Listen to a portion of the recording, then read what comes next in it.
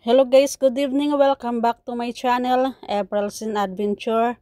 Ngayon ay araw ng Martes, day off namin, Mid-Autumn Festival. Kaya pupunta kami ng Macau. Sasamahan ko lang yung kaibigan ko, kailangan nilang mag-exit. Kaya ang ganda ng view dito sa dinadaanan namin na papuntang Macau. So enjoy watching.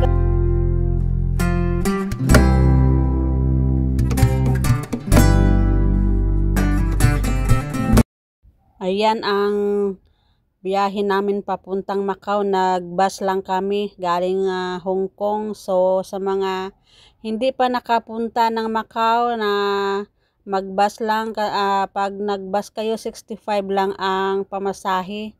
Pag galing kayo ng Causeway Bay MTR, papunta kayo ng Central, tapos interchange kayo papunta ng Sunny Bay. Pag ano ng Sunny Bay, exit kayo, tapos sumakay ng bus number 5 papuntang airport. $6 lang ang pamasahe. So after naman ng airport sa Hong Kong, sakay naman kayo ulit ng bus na papuntang Macau. $65 ang pamasahe. So ngayon ay sasamahan ko yung friend na Indonesia. Wala siyang day off, sobra na 2 years. Kaya sabi ng amo ko, samahan ko raw para maging complete journey yung visa nila, kasi ayaw nilang umuwi ng bansa. Kaya ako ang tour guide ng dalawang Indo. Kahit na hindi masyadong marunong, okay na, at least nakarating na rin ako ng Macau 3 times siguro.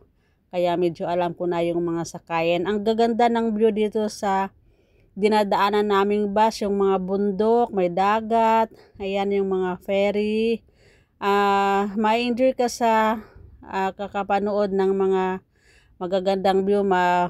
Okay lang kung medyo malapit ka sa bintana para makapag-video, pero pag medyo malayo ay hindi ka pwedeng mag-video. At ngayon ay natama na nandito talaga ako sa bintana, kasi yun ang gusto ko pag nag-travel ako, para makita ako ang magagandang tanawin sa dinadaanan namin na mga lugar, at makapag-video ako na meron akong pang YouTube at pang Facebook. So enjoy watching guys.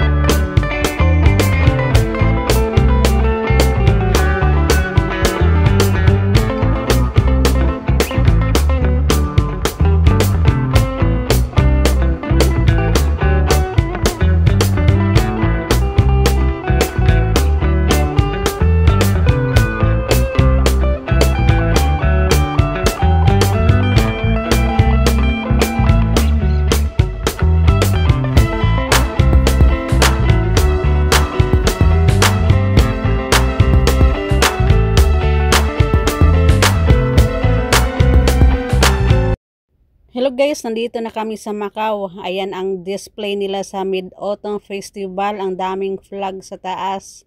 Flag yan ng Macau. Ang daming tao dito sa pumupunta sa putol na simbahan, Ruins of St. Paul dito sa Macau. Ang daming tao. Grabe, mahirap dumaan lalo na pag doon malapit sa may simbahan. Day off kasi kaya iba't ibang lahi ang pumupunta doon, pictorial, kahit dito nga lang marami na ang naglalakad. Ang init kasi dumating kami dito alas 12 na. Gutom na gutom, pagod na sa kalalakad. Ayan ang mga building nila, ang ganda. Portuguese ang namumuno noon dito sa Macau, kaya yung mga building nila ay parang sa Europe ka rin, kaya marami ditong pumupunta, lalo na yung mga nagkakasino, yung mahilig sa mga kasino, yung mga may pera, yung mga hotel nila, grabe bongga.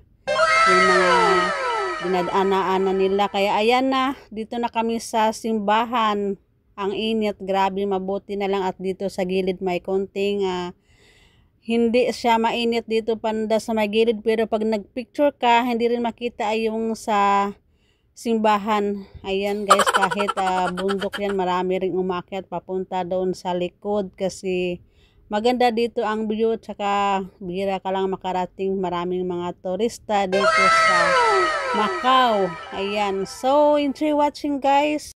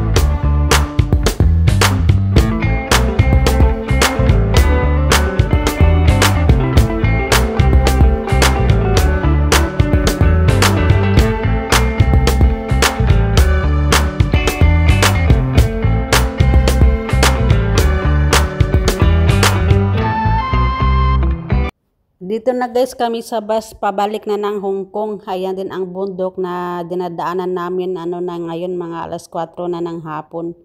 Kaya nagmamadali na kaming umuwi kasi yung mga alaga namin naghihintay. Ayan, 4 na oras lang yung gala namin sa Macau at uuwi na kami kasi nga yung mga alaga namin hindi maiwanan ng matagal, kaya kailangan namin bumalik ng bahay. Tapos na yung isang araw na day off, kaya hihintayin na namin ang araw ng linggo. Day off na naman. Kaya ngayong buwan ng October, 7 araw ang day off sa loob ng isang buwan. Kaya butas ang bulsa sa kakagala, ma-enjoy ka, pero yung gastos, marami rin ng gastos, lalo na pag pumunta ka ng mga malayo. So, ayan guys, maganda ang view.